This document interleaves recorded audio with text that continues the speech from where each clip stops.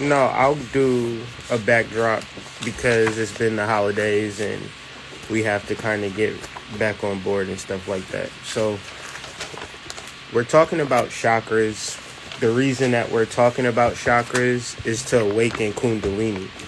Now, these are words that you can find online that you may feel don't apply to you.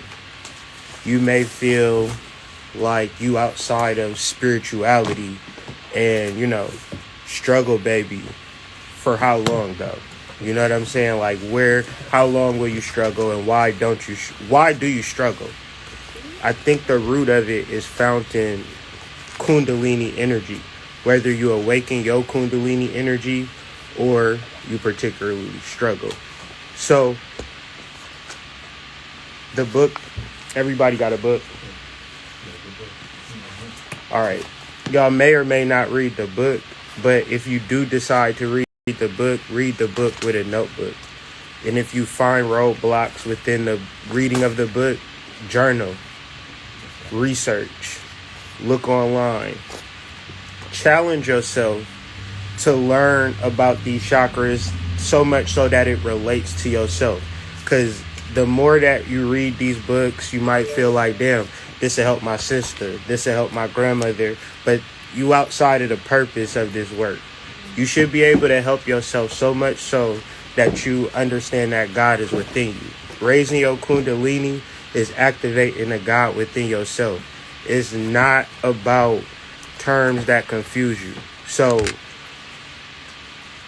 if you have any intrepidations in reference to you being God within yourself, please ask me so we can talk about it. Everything that I'm talking about is so that all of y'all can understand that you are God walking in the flesh. And some of these terms might be confusing. Sometimes you might be going through hard times. Sometimes you may be struggling. But the fact that you are breathing is the fact that you are connected to source. So what confuses us a lot of times is that we're born from parents. And for a large percentage of our time, our parents are our life givers. They give us food, they give us shelter, they give us clothing. And we imagine that our parents are our gods up to a certain point. Then our parents one day say, get out the house. I'm not taking care of you no more. Figure it out. For a majority of us. Some parents are better, some parents are worse in that regards. The idea is that you have to figure out where your power comes from because it's never going to come from your parents. And as young adults, you are transitioning from relying on my parents to now relying on myself. What should I do? Some of y'all going to turn to college. Some of y'all going to turn to church. Some of y'all going to turn to relationships. And these will be replacements for your parents. You got to know that psychologically. You then have to say, where do I get my power from? It is raising kundalini. It is understanding your spiritual energy, which is latent. You can go online from here and for the next 50 years and read about kundalini. And they'll say it's sleeping within the human body. You have a human body. It's sleeping within yourself. So when you read this book and you do this spiritual work, it is about activating your chakras for a purpose of awakening your spiritual intelligence. So when you have ideas about struggle babies and whether you should patent it or copyright it or not, it's from your spiritual intelligence. They're telling you, do this. This has never been done before. You have an opportunity to do something. And this is my spiritual journey personally. I was doing this spiritual work and I seen the words cash, but it was like a moon, the anarchy symbol, the dollar sign, and the Saturn symbol, and it spelled cash. I patented it. I trademarked it. I get money from it every single day. But before I invented it, but it was from within me. But this is all of you. You all have something within you that is godlike, that will allow you to be immortal, that allow you to be as wealthy as you possibly can be. any idea comes from within a human being.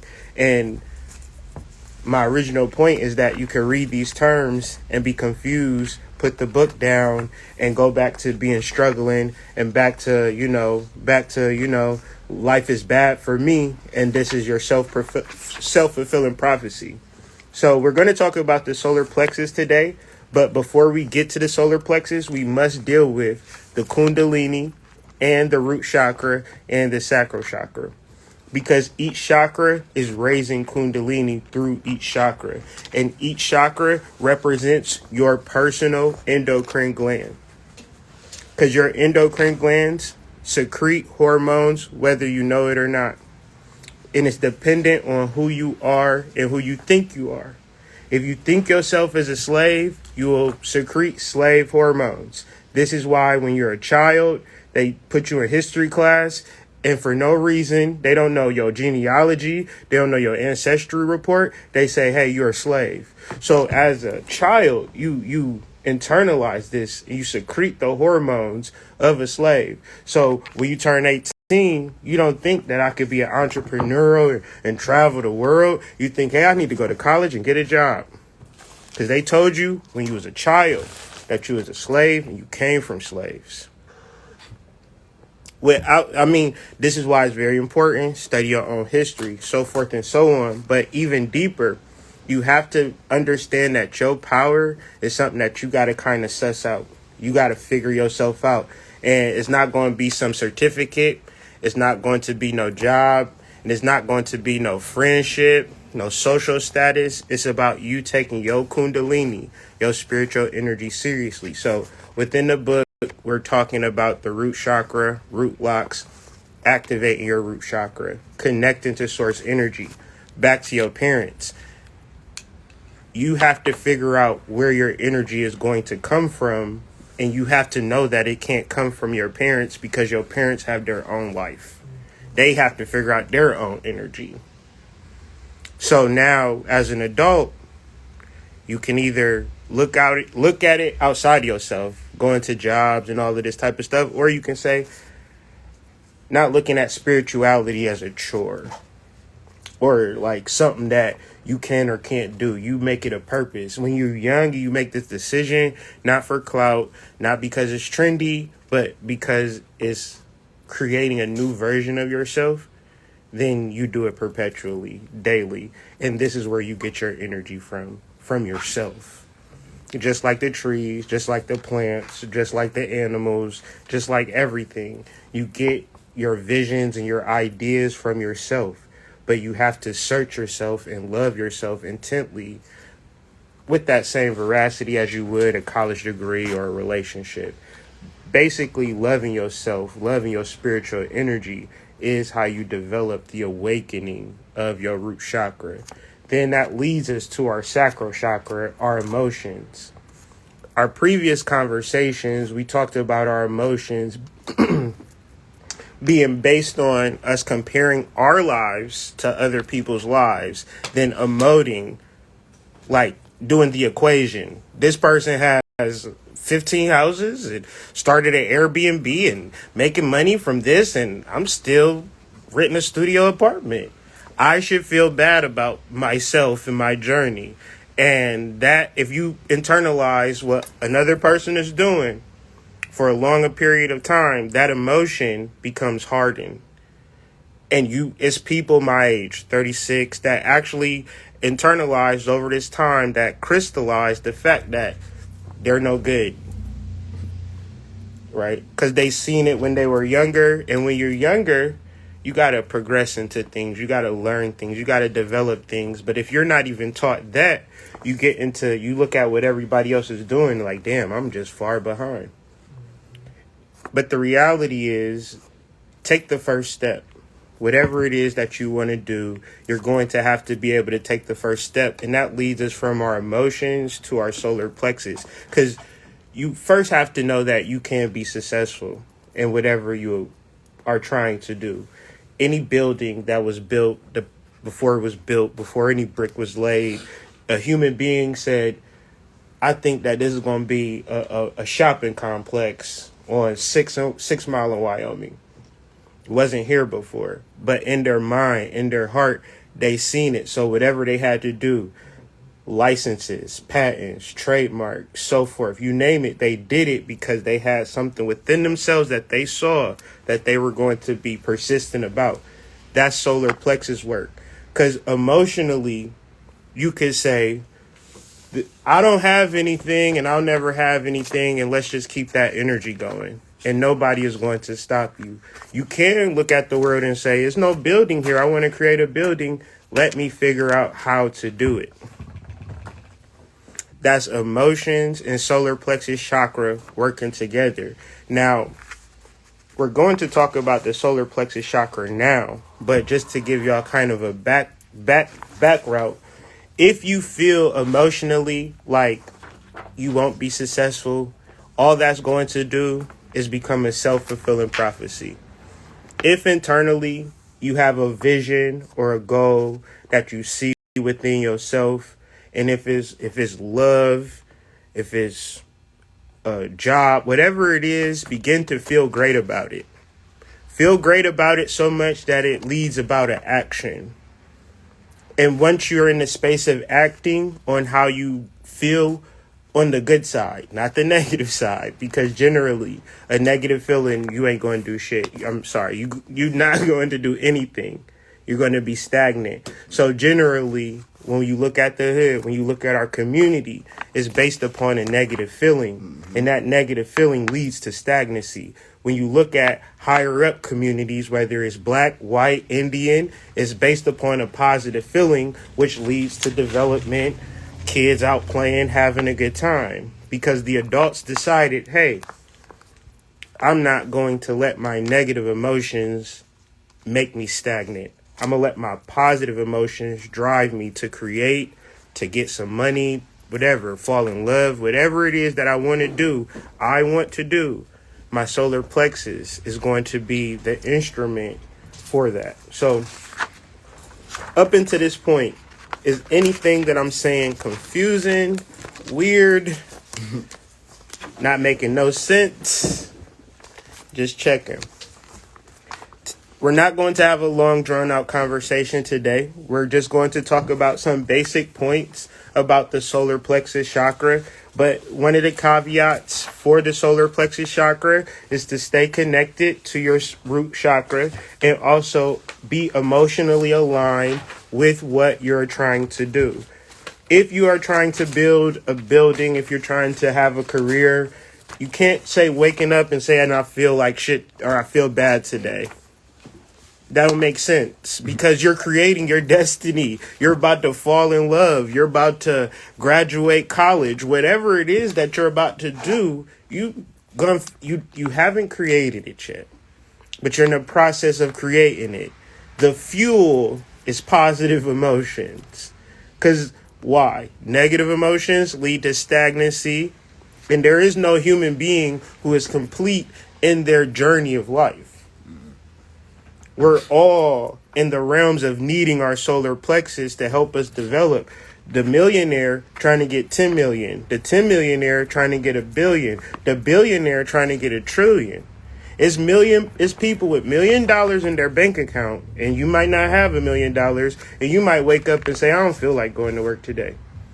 But you'll be driving next to a person driving a Tesla to work with money in their bank account. They're going to the same job, ready to do the same 8 hours.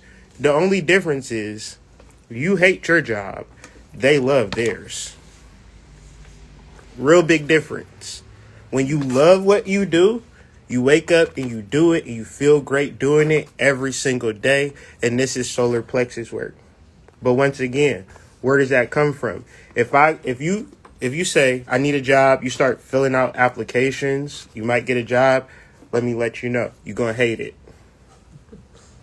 Because that don't have nothing to do with meditating, finding yourself, finding your passion, finding a thing that's going to wake you up and make you feel great about how you make your money every day.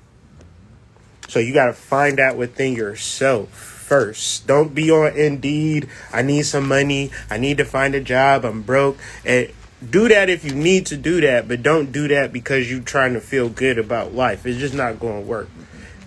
You need to pay your bills. It is what it is. Do what you got to do. But at the same time, keep your mind on what you're going to do for your life, for your career, activating your solar plexus. Sometimes we think when I get rich, I'm going to kick my feet up, just live life. And a lot of us, we as millionaires, hit the lottery, they back in the hood with us. Like, what happened? I got the money and I spent it and now I don't have it no more.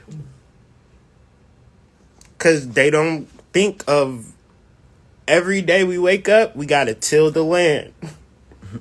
We got to cultivate something. We got to build something. We got to feel good about what we're creating. And if we do not do that, it's okay. The concept is being dead serious. You ever heard of that? Mm-hmm.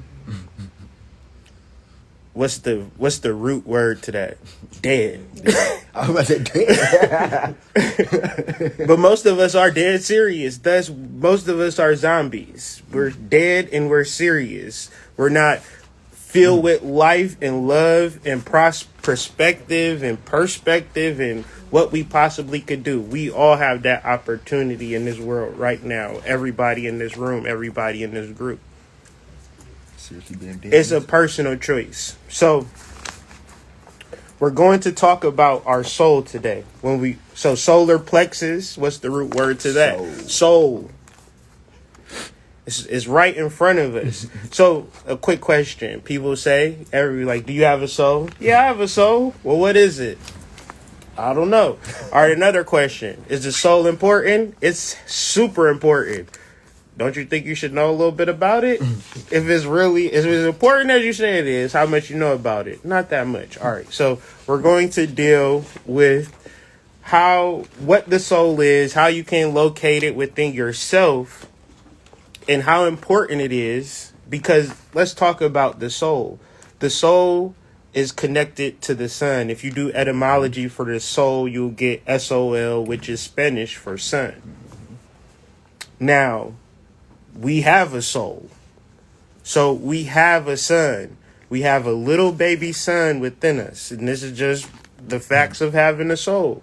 So if we're going to understand our soul, then what does this look like in real terms? It is our ability to create life, our ability to expand, our ability to give to the world. And if we plan to be as rich as we want to be and as love as we want to be, we got to figure out what we're giving. That's what nobody told me as a young person that I had to learn 35 years old. It's not about what you receive, it's about what you give. And then if you just get in the process of giving from a heart space, you don't got to worry about anything. You get all types of opportunities and all types of financial prosperity and love, everything, just abundantly because of what you give. But a negative emotion, this is sacral chakra. Our negative emotion says, I'm too hurt to give. And I've been there. I understand that. But that's the work.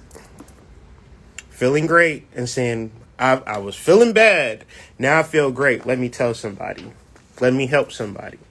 And once you get used to doing this, all of your problems solved instantly. So we're getting to some abstracts about the soul, solar plexus chakra, literally what it is in our body. And then we'll talk about some herbs and get into a light meditation. And then, of course, any questions and answers. So go ahead and turn to the place of the pearl. So, like I said, in the Bible, it talks about this. In scriptures and esoteric things, they talk about this. But most of all, we just want to get our lives together. We want to get our money. So we focus outside of us, never focus internally. But this is where all the juice is. This is where all the money is.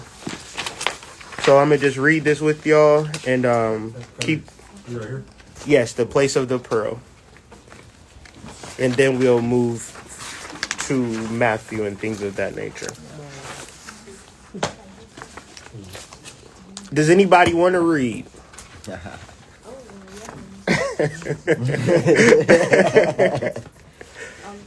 Manipura chakra, or better known as the solar plexus chakra is a third of the 7 primary chakras in Hindu tantric thought.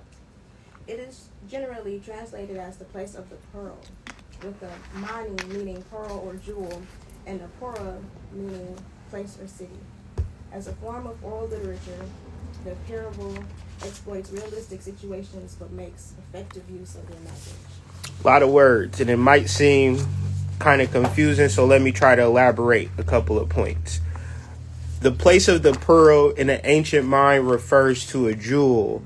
Now, a pearl can be found inside of a clam. That clam is locked airtight. Ain't no, at the bottom of the ocean, still no water is getting through it, meaning that it's sealed. So use your imagination. They're not talking about the actual pearl because that's useless, right? It's just the pearl might make somebody some money if they were a jeweler. However, they're using it so we can begin to use our imagination of our soul being trapped in our root chakra, sealed shut. And now you have to begin to pry open, and you have to have a conscious of mind to know that I don't know how spiritual I truly am within myself, and it is my responsibility to open myself up. That's the illusion that they're giving about this pearl.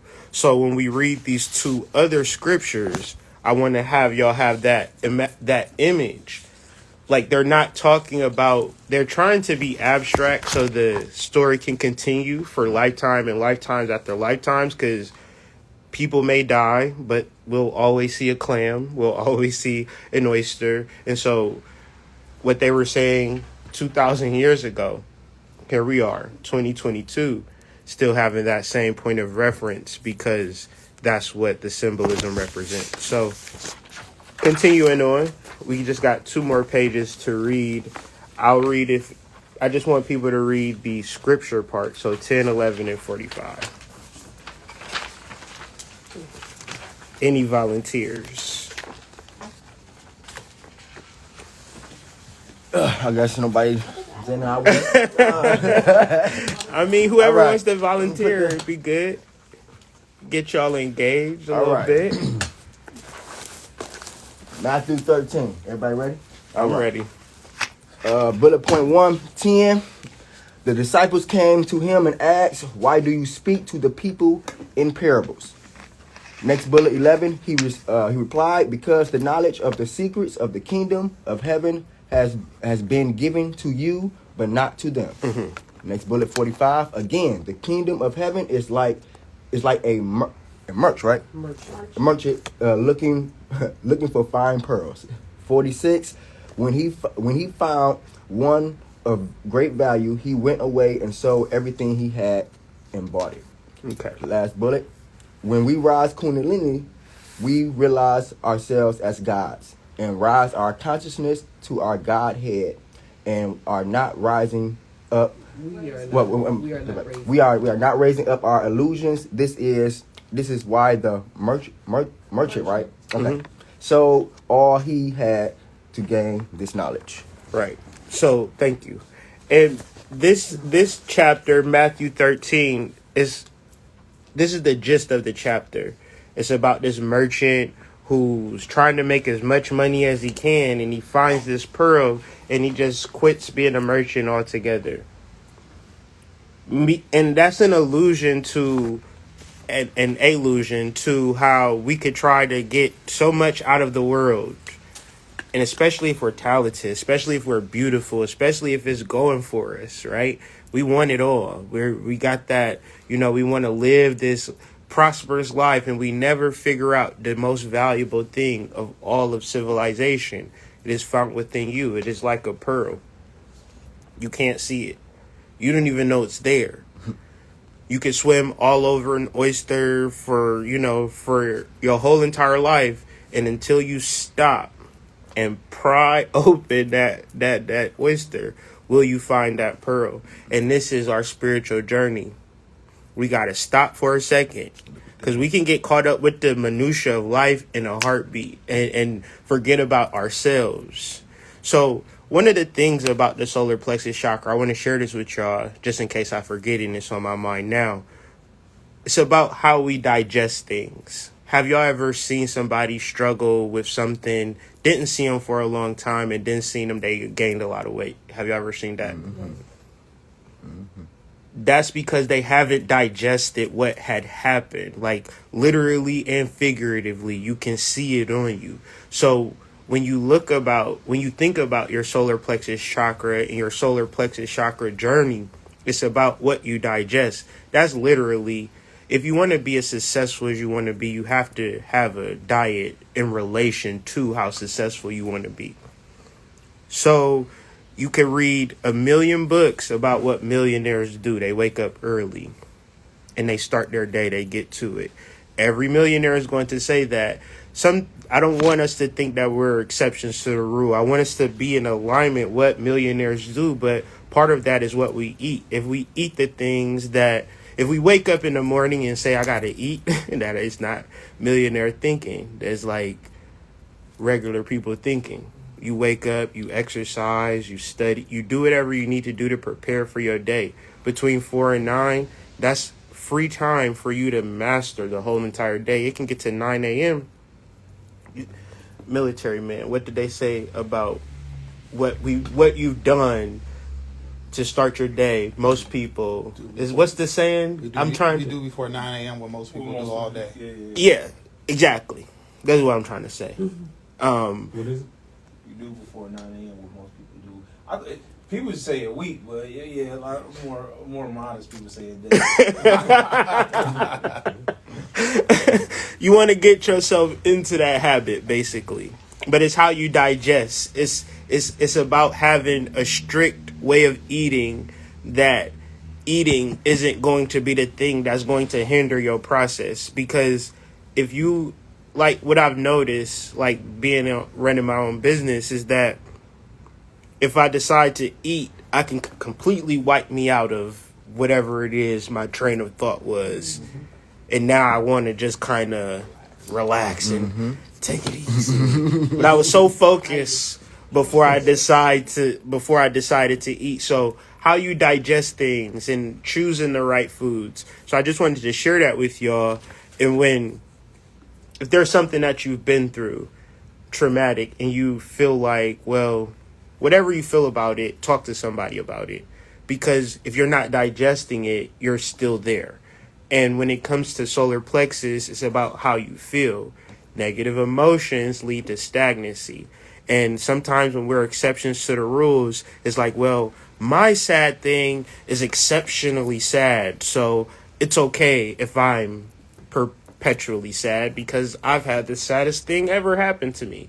And it's not the case. We have to learn how to talk to people about our negative, traumatic things professionally, if you need to, or finding safe areas or people that you respect, to have these conversations to move this energy out of your being, because it's sitting right there at your solar plexus. So all of your dreams and your desires will result to, I don't feel like doing it today.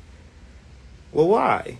You ever experienced that before? Just all of a sudden just give up on your dreams? Like, what happened? Remember we were supposed to put out our mixtape together, and all of a sudden we just kind of let it just dwindle away, because at the root is how we feel that we don't address. And so inside is where you'll find the most progress, more than dealing with people. So one more script I want to go through with y'all. And if I'm going too long, Elon, just tell me. Okay. Perfect. All right. So we're going to read the Hymn of the Pearl. Anybody want to volunteer? Where is it at? It's right after Matthew. Sorry, they're not numbered. The Hymn of the Pearl. If thou go down into Egypt, and thence thou bringest one pearl. The pearl, am I reading the little? Correct. Mm-hmm. The pearl that lies in the sea, hard by the loud breathing serpent. Then shalt thou put on thy robe, and thy mantle that goeth upon it. And with thy brother, our second, thou shalt heir in our kingdom. the hem of the pearl. Thank you. Powerfully spoken. This is all allegorical. If thou goest down into Egypt, meaning our ancient civilization, we can't actually go to Egypt, but what we know that Egypt be is an ancient civilization of greatness. You got unks on right now representing that civilization. It's a million civilizations that have come and went, and we've never seen their insignias draped around our neck. What about the Mantan civilization of that village in Africa? Why don't we get any hieroglyphs of that? So what we're talking about is something great within us that is great in a civilization form. And thou bringest one pearl. So that one pearl represents us. If we could go to our ancient self and our ancient truth, because our ancestors knew we would be in America, calling ourselves black and niggers and all of this type of stuff, and not even knowing that we are ancient gods reincarnated and with the most power found within ourselves. And just to say, oh yeah, I got a nice car, or oh yeah, I live in this nice neighborhood, don't even like living in the neighborhood, but just to make other people feel like we're successful, we can say these things, except instead of going within ourselves and finding this one pearl. Because we can see the glitz and glamour, we can see that, but the pearl, as we stated earlier, is clenched within the oyster, and most people don't see it. Thus, most people don't even value the pursuit of it. That lies in the sea. The sea represents water and all esoteric thought, whether you're talking about tarot, astrology, whatever, you name it. In the Bible, water represents your emotions. So that pearl lies in the sea. How do you feel about yourself? Do you feel ancient? Do you feel like a goddess? Or do you feel Like a slave. like a slave? The truth is that you are a goddess, but you have to really feel this way perpetually. Every single day that you wake up, you have to not call yourself a goddess, have friends and tell you that you're a goddess. You have to emotionally vibrate and emote at a goddess level. And this is what you learn. And once you learn it, you never relinquish it. Hard by a loud breathing serpent. That serpent represents our kundalini energy, our spiritual intelligence, where we get our ideas from, but our ideas don't really matter if we don't water them. Thank you. Perpetually. Nurture them. You can plant a seed and you can forget about that seed and it's not going to be nothing. Or you can plant a seed, water it, nurture it, and it can be something that sustains you. Then thou put on thy robe and thy mantle that goeth upon it, all representing the procession of kundalini energy rising through your whole essence and your whole being. And the mantle, which we'll talk about in the next coming classes, is activating your third eye. Everybody wants to activate their third eye. But let's get into how do you actually do it, right? It's cool to say it. And it's like, well, I'll do this mantra and I'll watch this video on YouTube. But I want to kind of give y'all an internal aspect and process of activating your third eye chakra. And with thy brother, our second, shalt thou be heir in our kingdom. Well, in that book, the book that we read previously is from Matthew. In Matthew, there is a script in there that says the kingdom of heaven is within you. So when you become an heir in your second kingdom, is going back to the first line where it says thou go down into Egypt. That second kingdom represents the kingdom within ourselves. That ancient civilization, Kemet, is within us. But we don't realize that Kemet is with y'all. Know that Kemet is within y'all because y'all wouldn't be wearing unks. You psychologically know it at a deep level. You already know because y'all could have bought crosses. y'all could have got the man face on y'all. Could have came in there like, hey, y'all, how y'all doing? And sat down, nobody would have said nothing. But y'all got unks representing the fact that the civilization, this is far out, but if you can sit with it for long enough, Egypt is within us, and we have to bring it forward in this life. That's crazy. I was just thinking like, so basically, you said Egypt is within them. It has to be. It has to be. Think about it. Foundation. Think about it. It has to be within you, right? So let's keep going. The kundalini, raising kundalini, getting to the solar plexus chakra is actually a point where you're opening up that pearl. Because you've actually emotionally aligned with this truth. You haven't emotionally aligned with the external world. You're not saying, well, I got my dream job now, so I can finally be happy. Or I'm in my dream car now, I can finally be happy. You're saying, I understand who I am as a spiritual being. And no matter what happens externally, I'm always going to be me. So whether I like it or not, you generally just say, I'm just going to be happy regardless because I am who I am. And this is what love is. This is how your mama feel. This is how your husband and your wives feel. They don't judge you. They don't wish for you to change. They happy with you just the way that you are. The only thing is we're slow to we're slow to accept ourselves in this space. So, but I think that mainly is because we have to do this work.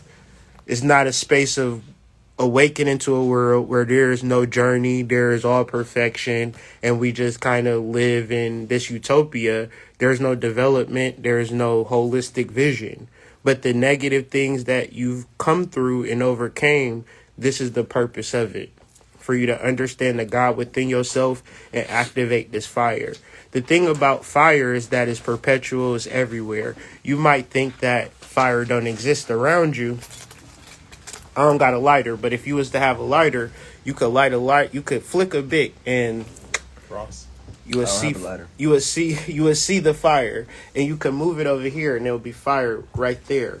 But what I'm saying is you're not actually seeing the fire from the lighter, you're seeing the fire from the air. It's showing you that fire is all around you, because if you were to close it off with no air, the fire would disappear. Mm-hmm. The air is fire. What makes fire is oxygen. We breathe in oxygen. We are fire-breathing creatures. Fire-breathing dragon. Okay, another aspect of water.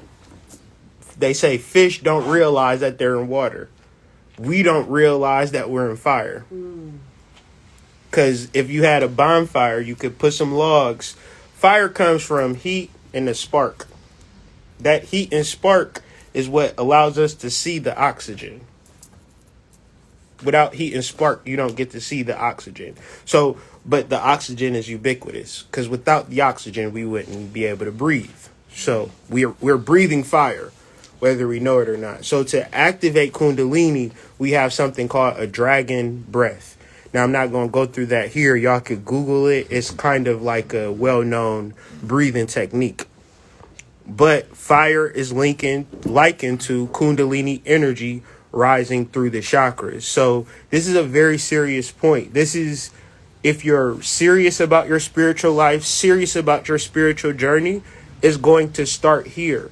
Because fire is associated with the will. The will might sound esoteric and deep, but it's basically what you will do.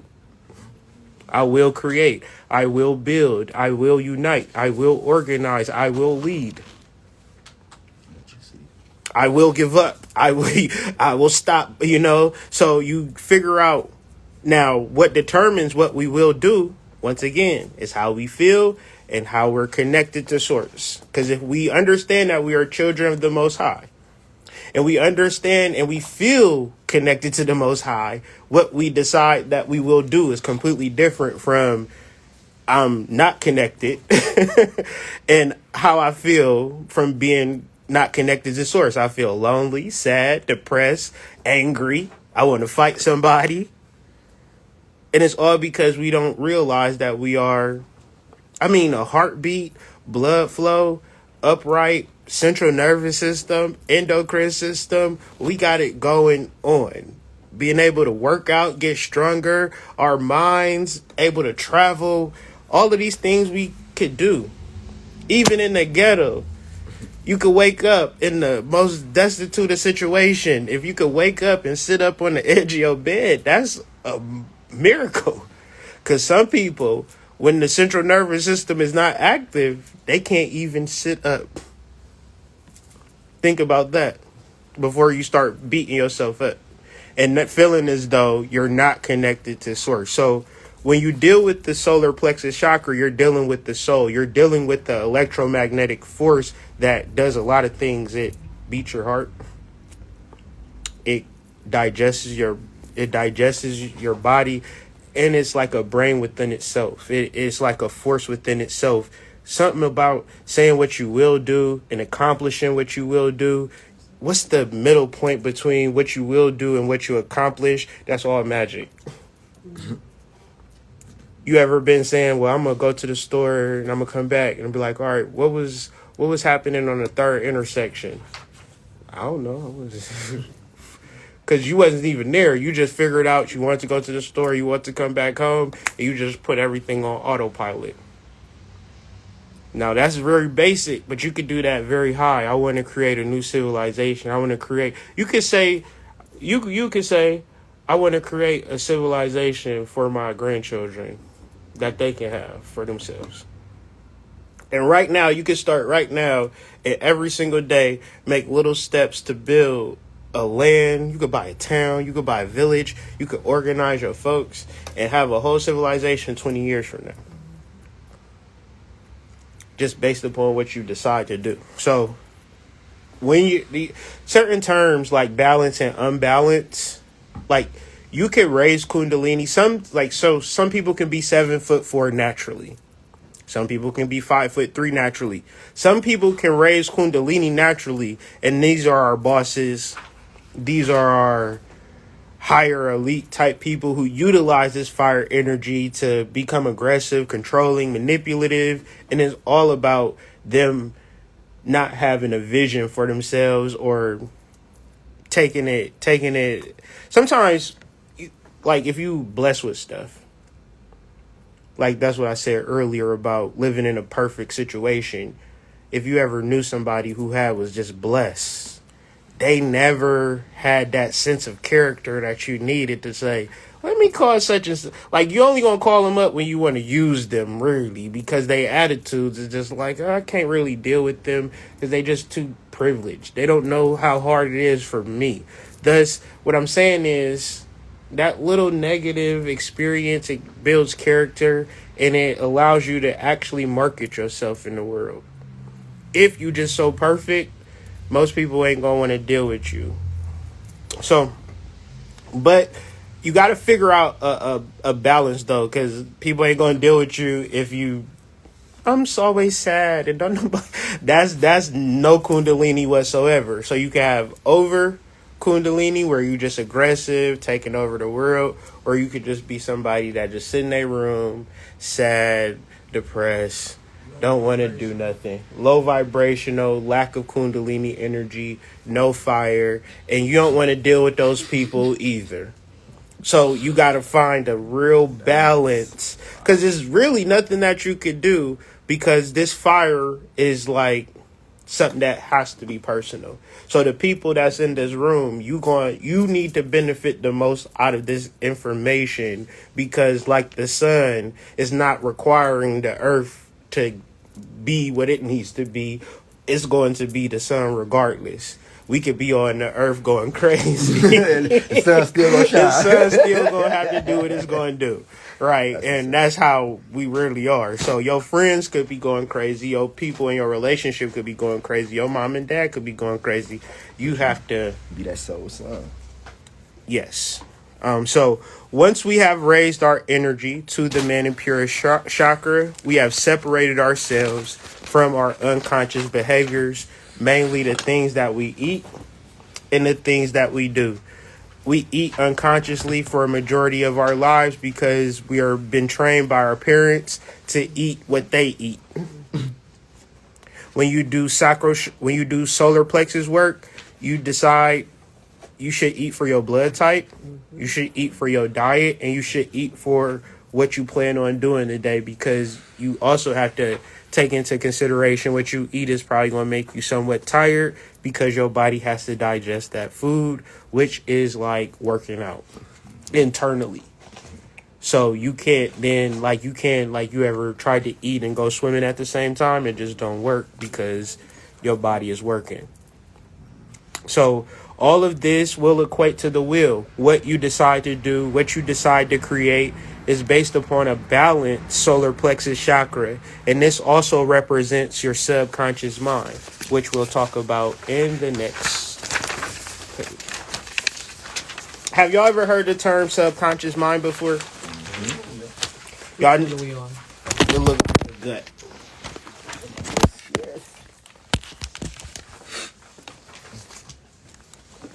So what do y'all think the subconscious mind, when y'all hear it, what do y'all think it is? Where is it located? Is it in your brain? When I first heard it, I thought it was in my brain. Where y'all think the subconscious mind was located? What do y'all think it represents? No wrong answers. Your mind. So it's not your mind? I think it represents Brain and mind is different, right? Yeah, mind is a system that operates and gets things done. Our gut is a mind because it thinks, it has to digest, it has to disseminate things, send it to a liver, send it to your kid. It has to do a lot of things that equates to a mind.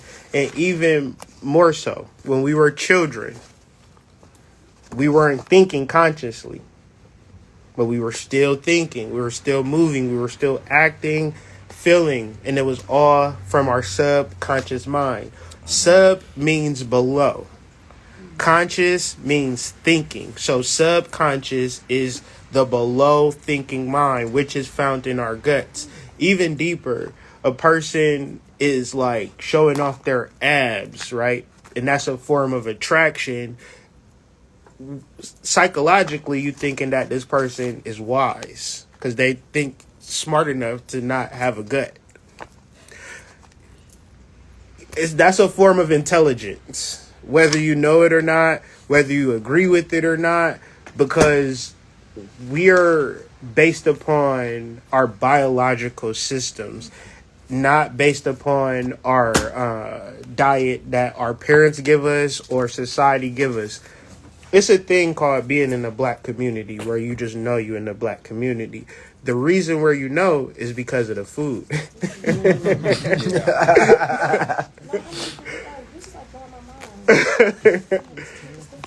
You know exactly when you're in the black community because of the food.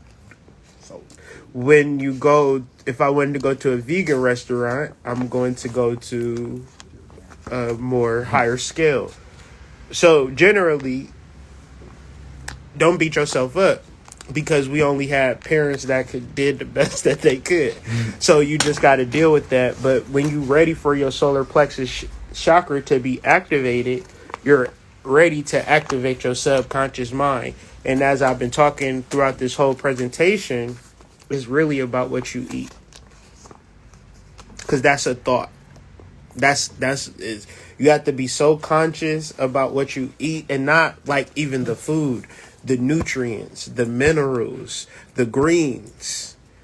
If you do a study on these particular topics, don't think that they're talking about some extraterrestrial. They're talking about human beings just like the majority of us. And these things are so helpful when it comes to our overall spiritual digestion, not alone food digestion.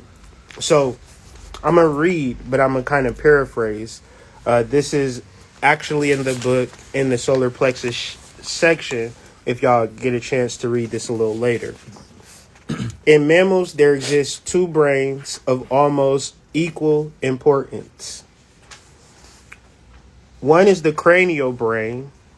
The other is the abdominal brain. It is automatic, vegetative, the subconscious brain of our physical existence. In the cranial brain resides the consciousness of right and wrong. Here is a brain. Hold on. Here is the seat of all progress, mental and moral. However, in the abdomen, there exists a brain of wonderful power, maintaining the eternal, restless vigilance over the body. It presides over organic life. It dominates the rhythmic function of the body. The abdominal brain is the receiver, so everything you eat, your body receives this and is either going to work hard or say thank you. So think about that when you eat. Are you eating to help your body, or are you eating and having your body work extra hard? And this is what we do when we eat sugar. Our body can't process sugar. So when we ingest it, it has to work extra hard, and we're not digesting properly. Can I ask you a question? Sure. So what about steak? Like when you eat steak, they say it stays in your system for like.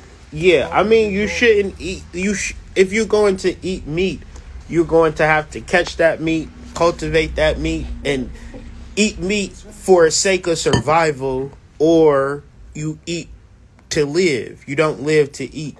I mean, for my spiritual journey, because I was the king of Big Bufords, as y'all could tell. I was the drive-through king. If I wanted to be honest about my spiritual journey, it was when I let that stuff go. I was spiritual, and I was still pulling up to drive-throughs. I was still eating meat because I felt like I was the exception to the rule. I felt like I could be spiritual and eat whatever I want to eat. It didn't work like that for me. No. I eat so much candy. I understand. Yeah, I understand. But you can replace it. You can replace it with water, good water, and greens.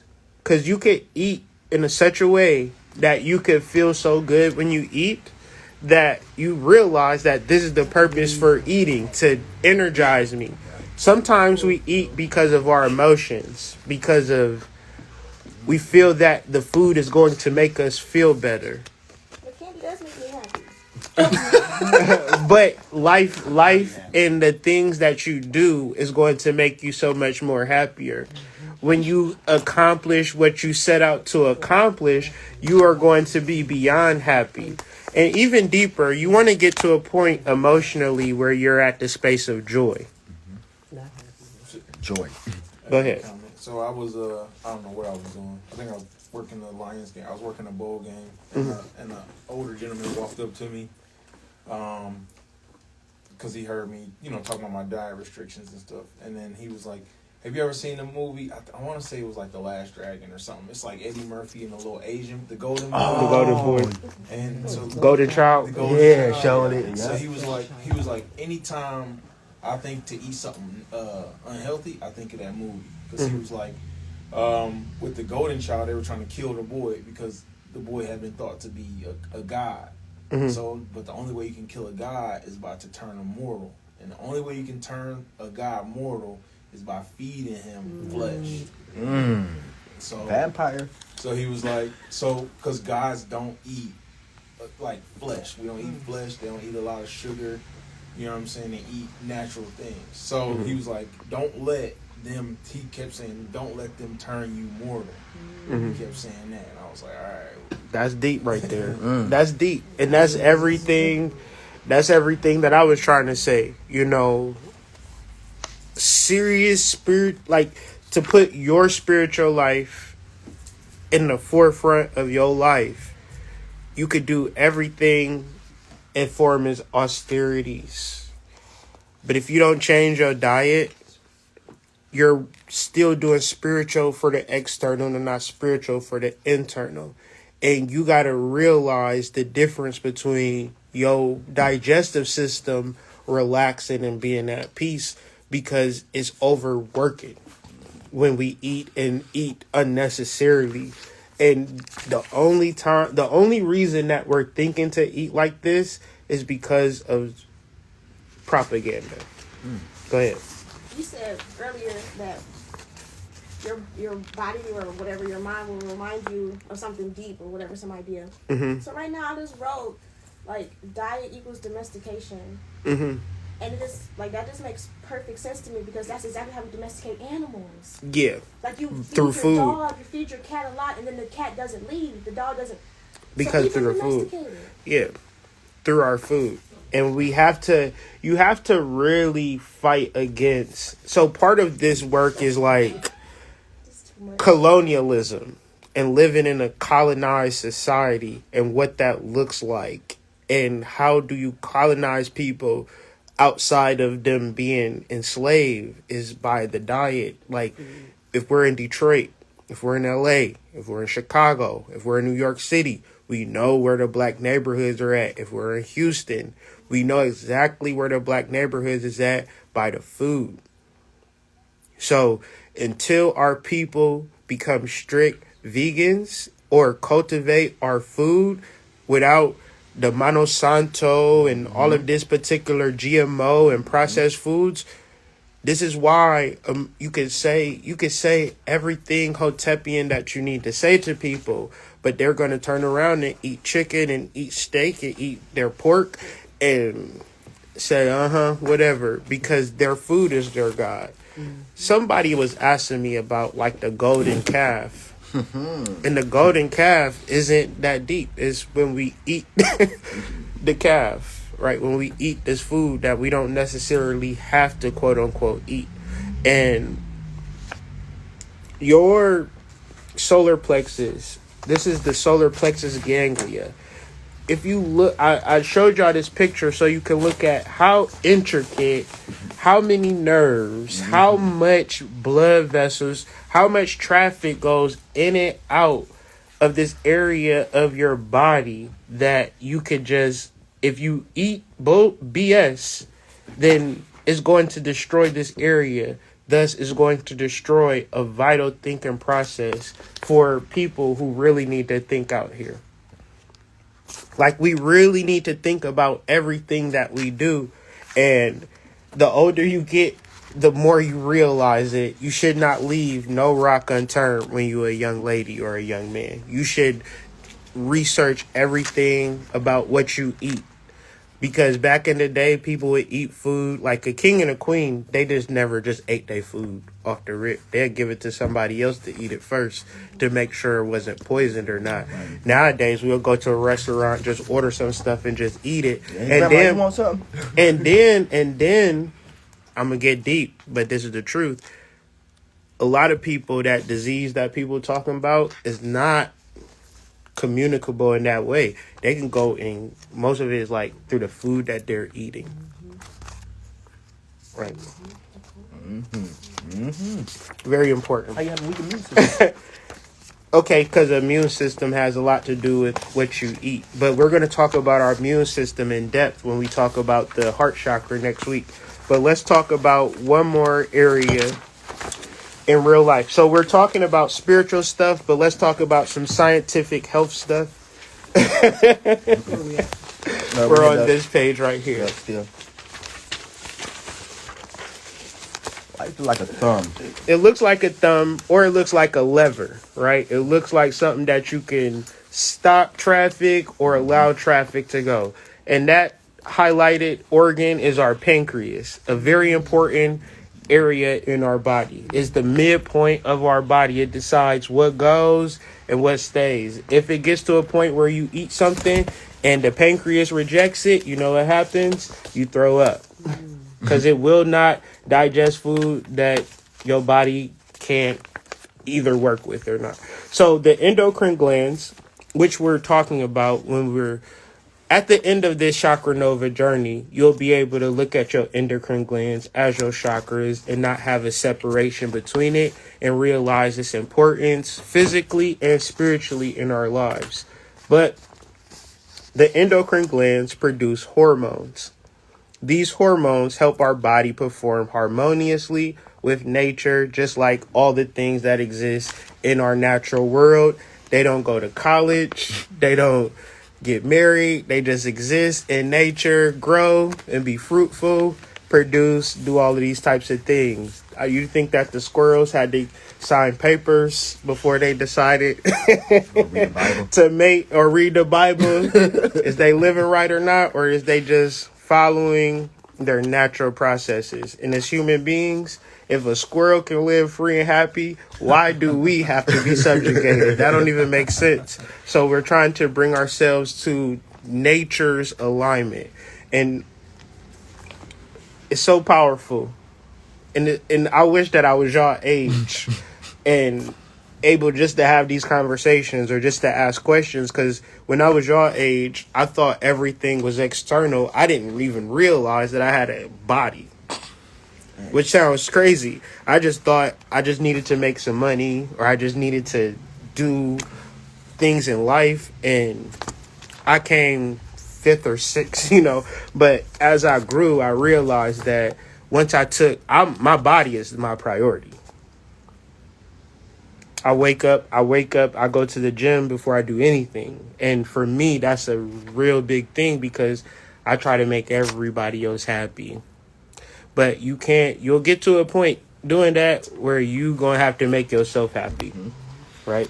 So the endocrine glands work in tandem with your nervous system, your chakras, the other glands of your body, the other organs of your human body. It all works in a wonderful tandem, and it's all resulted in how you think about yourself.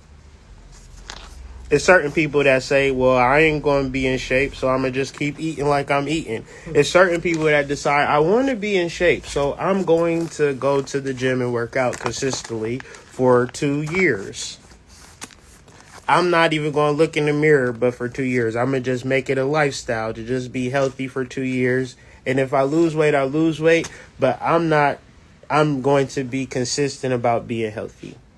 And those are the people that you see looking good consistently versus the people who just say, you know what, I'm going to just be fat and I'm going to just like it and love it and don't decide to do things that promote health.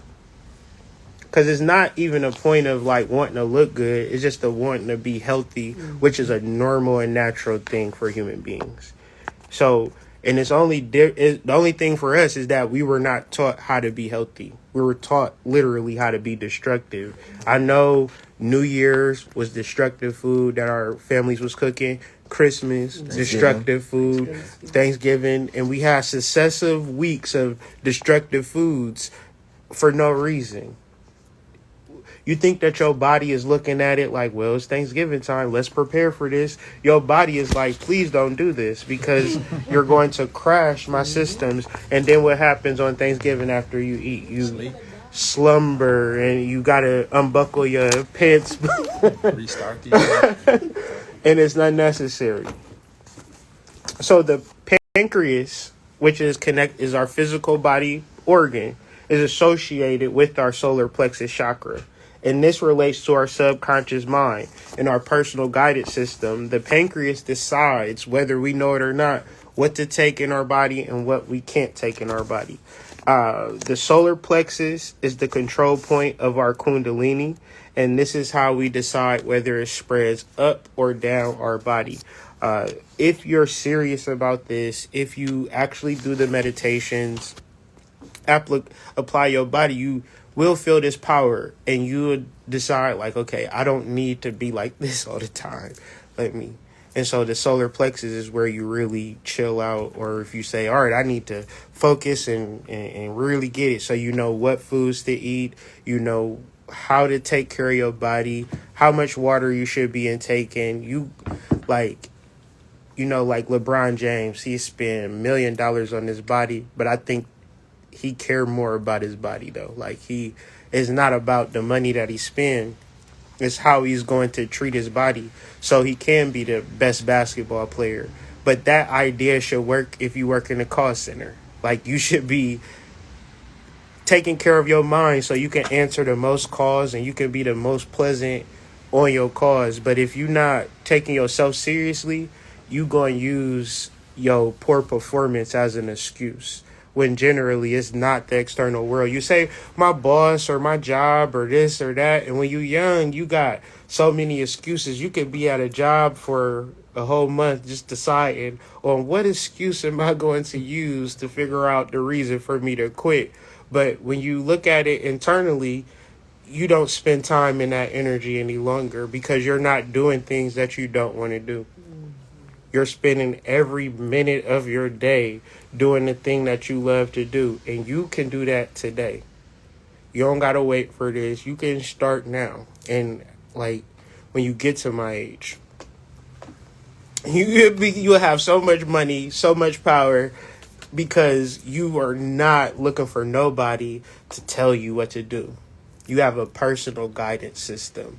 And this is your solar plexus chakra.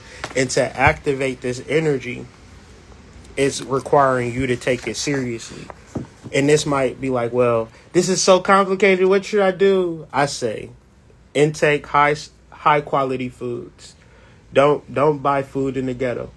How long is the meditation going to be? Probably like 5 minutes. I won't do long. Because we got 2 guests coming in at 1:15. It's 12:30. All right. So, all right, I won't be long. I'm finishing up too.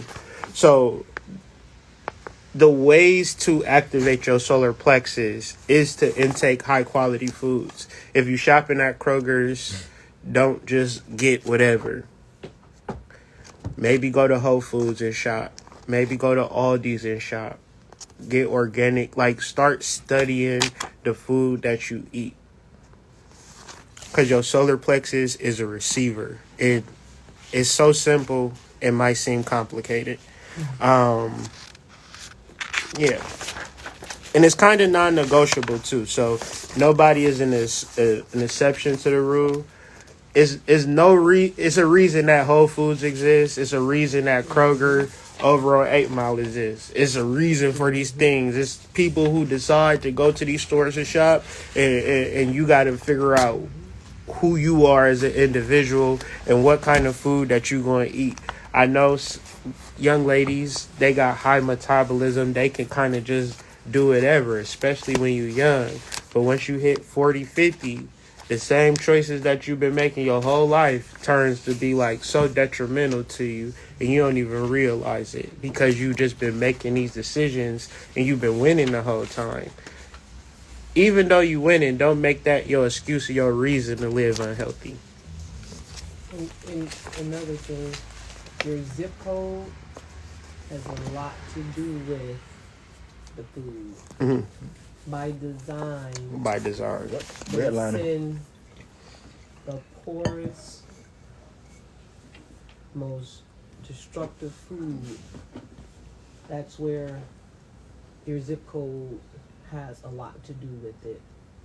And that's one of the reasons you won't find Birmingham is considered one of the richest parts, the more upscale parts of Michigan.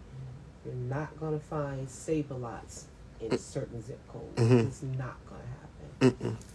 And Whole Foods in the zip codes are different from the Whole Foods in other zip codes. Because your Whole Foods here in the city, they sell GMO products. We went to the Whole Foods in Novi, they didn't sell none of it. We couldn't find a seeded watermelon here. Mm-hmm. We went to we were in Bingham, we were somewhere, and they had the seeded watermelon. So even though Whole Foods Mm-hmm. is supposed to be here, it's still an agenda there. Oh yeah, as for well. sure. There we go. It's basically a Save-A-Lot, but with horrible food in it.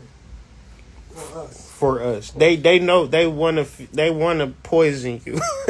Like don't get it confused. Yeah, don't get it confused, Well, and you it's gotta not be smart. It's not a trick. It's a design. Yeah. And I'll say this little piece. The free lunch system started with the Black Panthers. They Mhm. started that because they started feeding the children in the community. Mm-hmm.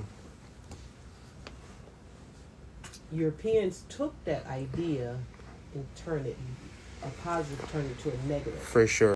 because when they started it, they started the free lunches, but they started feeding our children milk and cereal and Sunny Delight.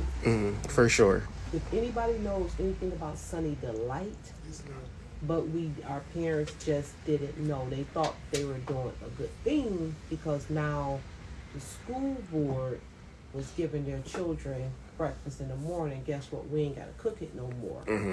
They fed them milk and they fed them cereal. Think about that. Sugar-filled cereal kills the body. Kills it. Look, let me ask everybody in here who was in school. We all was. You just brought some. My age, I'm 28. I don't know what y'all lunches consist of in school, but when I was in school, because you just brought up something that's important, that milk, the chocolate milk. Am I the only one? No matter if I just drink 1, 2, no matter how every day I drink it, that milk makes you go to the bathroom. It don't. Yeah, it's no good. A lot of people used to ask me for my milk. They used to ask. I swear to God, when I was in middle school, on the charade, literally people had like, oh, this is lunch schedule. I'm sitting next to Toriana, she don't eat it. I used to tell my mom every day. I said, Mama, please make me a lunch. They're feeding us poison. My mama thought I was crazy. I was like 8, 9 years old. So when you said that, I know it's true. Our hot dogs used to be pink and green at Durfee. Yep. When Chris was going to school, Chris's dad has been vegetarian probably all his life. He ate a steak at Like 7. and he was like, that is the worst thing I've ever tasted in my whole life. No, it was meatloaf. No, it was steak.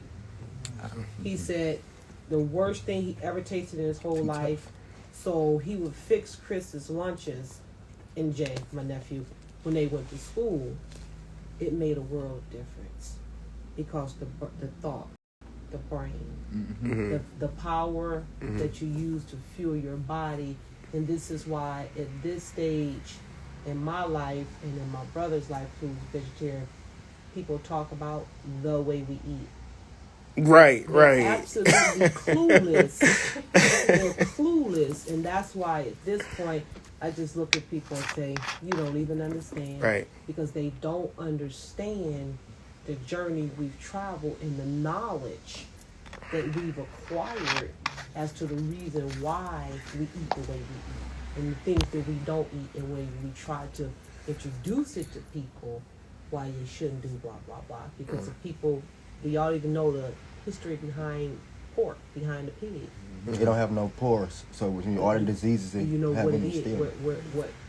what was crossbred to even create a pig. Ah, dang. I heard about that. Dang, I heard me too. I'm trying. I can't think of it. I can't think We'll of talk it. about that Put it in the chat. because we don't have a lot of time. Put it in the group chat. So I'm gonna get through these. Making sure that you drink teas is going to help you. As a young person, you could hear information and you could say, well, I don't do that. So it's going to be hard for me to make a change because I've been living my life this way. And ultimately, I'm not going to force you. Nobody's going to, make you do anything. You want to begin to decide and value your filter more than anything. That's my goal. That you understand that your body is a filter. So if you want to live the best life, very simply treat your body the best way possible. Everybody desires the best life. And how you think and how you feel is deeply related to how you eat. You could do research on the concept of emotional eating. A lot of people eat based upon how they feel. Now, I don't want you to change how you eat. I want you to change how you feel. And if you change how you feel, you won't, like, you ever had a great time with a friend? You don't even think about food. You get settled down like, damn, we ain't ate all day. We just been having the time of our lives. Right? And this is kind of how we got to start feeling every single day. We can't go through our everyday life. What I call it is the pain face. I've been through pain. I done been through something, and I want the world to know that I done been through something. And that's cool, Cause yeah, I feel you, but let's go. Let's create. Let's unite. Let's do some amazing things as a unit. And because we all have been through pain. I mean, I'm not minimizing anybody's pain, but I am saying let's deal with it in a proper way. So let's drink some tea to start your day. Get some good herbs to start your day. And this is going to curb your appetite where you think I need the sugar, I enjoy the sugar. You'll start to counteract the tea with the sugar, and you'll start to value the tea more than you value the sugar, because the tea is going to balance you out. The tea has oils within it that extract from the hot water, and the oils work with your endocrine system specifically to start secreting the hormones that present general well-being. But if you don't take the teas, you're a young lady. So drinking a chamomile tea in the morning over an extended period of the day will help you with your estrogen. And your estrogen is what makes you feel like you feel. And how you feel is very important, and you start to act in a certain way. But if you are a young lady and you live in this world and nobody is telling you about specific teas or specific hormones that help you stand in your power, then you will be trying to live in a man's world, trying to do what men do. And you either be successful or you'll die trying, right? But the reality is you could be a woman and be a goddess, and it's not about what you accomplish externally, it's how you feel about being your authentic version of yourself. And you can't manipulate that. And the reason that I'm bringing that up is your herbal intake. So ginger for the fellas, rosemary for the ladies, marshmallow root for the ladies, milky oat for the ladies, chamomile.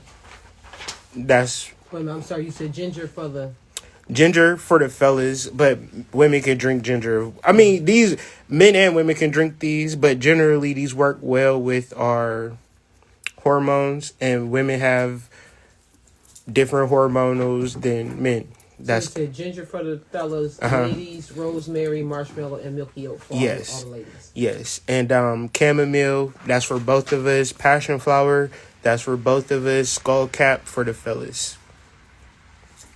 Skull cap for men is something that would save us a lot of time with our overall peaceful disposition. Sometimes we can feel so hard about life, or feel like, somebody need to treat us a certain type of way, but we need to start treating ourselves in a valuable way.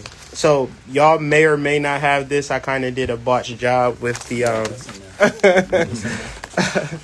I tried my best.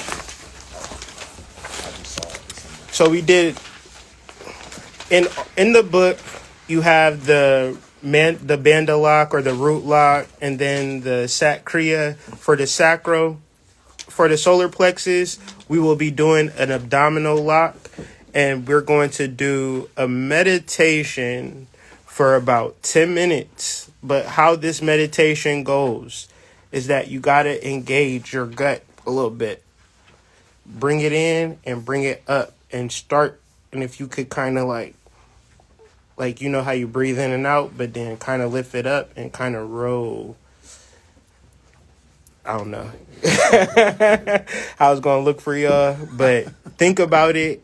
And if you can think about it and breathe, it's going to help you. But please put some effort into the meditation. Put some effort into your breaths.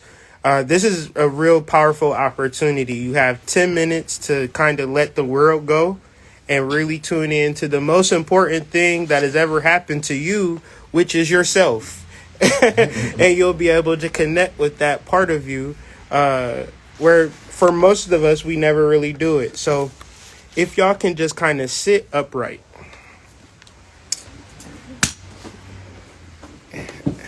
Right? And put your knees like instructed, because we're not going to be sitting down.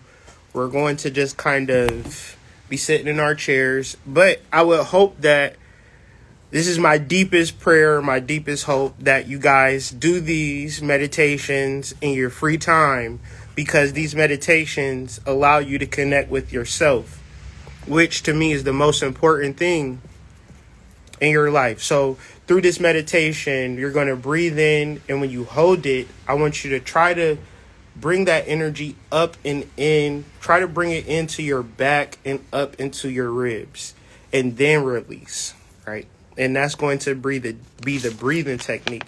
Does that sound too difficult to y'all? Because y'all looked at me kind of crazy when I said it. Did it make sense? Okay, cool. I kind of practice to be doing this when I be 10 minutes? For 10 minutes, but I want to do some visualization with you guys. So just close your eyes, and we're going to focus in on our solar plexus chakra. We're going to do some breathing into our solar plexus. Our solar plexus would be our pancreas. This would be our digestive. This would be our soul. This would be our pearl. This would be our treasure. And as we breathe into our solar plexus, we will be opening ourselves up. And when we open ourselves up, we are getting to see the beauty of ourselves. So in each breath, I want you to look deeper into yourself. As usual, we'll be counting on counts of 4, holding for 2, bringing it up and in, and then releasing out of our solar plexus. All right, so we're going to begin the meditation, right? Make sure everybody know where solar plexus is. Are y'all familiar with where the solar plexus is? The middle of your, like right under your chest, above your abdomen. And I want you to focus your sight in yourself. It's a lot of people in your life, but we're going to forget all of the people in our lives. We're going to focus completely on ourselves and our bodies, okay? So let's begin. Let's breathe in to the count of 4. 4, 3, 2, 1. And we're going to hold for 2, 1. Bring it up. And then release for 4, 3, 2, 1. Relax. Relax into those breaths. There is no rush. There is no reason to think about anything in the outside world. Think about your soul, your power that exists within you. And let's breathe into it for a count of 4. 4, 3, 2, 1. And hold it and bring it up into your spine for 2, 1. And release for 4, 3, 2, 1. And so the next exhale that we do, I want you guys to release all of the times that you thought negatively about yourself. And on the inhale, I want you to breathe in all of the collective power. All of our ancestors are present. All of the ancestors that we know and unknown. So we can breathe in that power and we can release our iniquities. On the count of 4, hold for 2. Y'all ready? Let's begin. Breathe in. Power. 4, 3, 2, 1. Hold that power in for 2, 1. Release all iniquities. 4, 3, 2, 1. Now you know you've done it correctly if you're feeling light, because that negative energy that you hold is heavy. It weighs you down and it's not necessary. Your ancestors right in front of you collected all of your negative energy that you hold for no reason. They just saying, come give it to us. Unless we go and breathe in for 4 seconds again. Hold for 2 and release for 4. 4, 3, 2, 1. Hold for 2, 1. Bring up and in, and then release out those ribs. 4, 3, 2, 1. Now you know you're doing it correct because you feel lighter. Now don't say, I don't feel lighter. That's not the point of visualization. You have to begin to be in an imaginative world. Your imagination is key to what you wish to create. And this is the purpose of activating your solar plexus chakra, What will you do this week? From an imaginative space, think about it. And we're going to breathe in what we will do this week. We're not going to fight it. We're just going to breathe it in for 4, 3, 2, 1. Hold on to that vision for 2, 1. Bring it up into your heart and then release it for 4, 3, 2, 1. Because you are in control of your destiny. This is your life, okay? And this is very important that you wrap your mind around your power, your destiny, because you've been holding on to the fact that you're not powerful and you don't have any destiny. And this is what we're releasing, okay? We're finishing up. We're going to do this 3 more times, but let's make these 3 inhales and exhales good ones. Let's breathe in some power. 4, 3, 2, 1. Hold that power for 2, 1. And release all iniquities that you know you hold. 4, 3, 2, 1. There's some residual iniquities in the back that you ain't seen of these previous times. Release that. Okay. Sit with yourself. Feel yourself being lighter. Feel this fire that is you radiating through your entire being, knowing that there are no obstacles, just the fact that you haven't turned on your energy. So really turn yourself on, turn your energy on, breathe in the power, breathe in the fire, the oxygen, the air that surrounds you, that will be the fuel to all that you wish to create. So we're breathing in power. We got 2 more cycles. 4, 3, 2, 1. Hold that power for dear life. Bring it up and into your heart. And then release. 4, 3, 2, 1. All of those doubts and fears. Release that. There's no reason for you to hold on to a fear.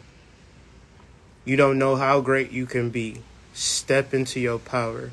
All right. We have 1 more cycle. And I really want you to focus in on the power that exists within this room. Right? I'm going to say this. When you connect with your gods from your soul group, from the previous lifetimes, when you have these opportunities, these are moments where you can charge yourself up, empower you for your next week. So use this energy. Meditate together with or without me, because y'all can unite on some Voltron type stuff. So for this last cycle, I want y'all to bring it in for a united breath of 4, 3, 2, 1. Because you are powerful as a collective, but you are powerful as an individual as well. Hold that power in real good. And release all doubts, fears, iniquities for the last cycle. Okay. Feel light. Feel prepared for this next week. Understand that you are the child of the Most High. As you come out of this meditation with this inner fire, knowing that the fire is within you and around you. Any questions that y'all have? How y'all feeling? Light. Feeling light? Good. I do have some questions. Please. Okay. So, back when we did this exercise, because I kind of know, I guess I know the answer to this first question, but does fear live in the solar plexus or the root chakra? Fear lives in our inability to connect to source. So any human being that doesn't, it's like fear is like my computer is off right now. I need my computer to be on for it to be optimal. So because I'm not cutting it on, it's not going to work. So I'm just living in this dark space. And that's fear for most of us. When we cut ourselves on or activate our kundalini, then we start to exercise that fear. Fear is it's ubiquitous. It's not something that you can locate, because it might be a situation where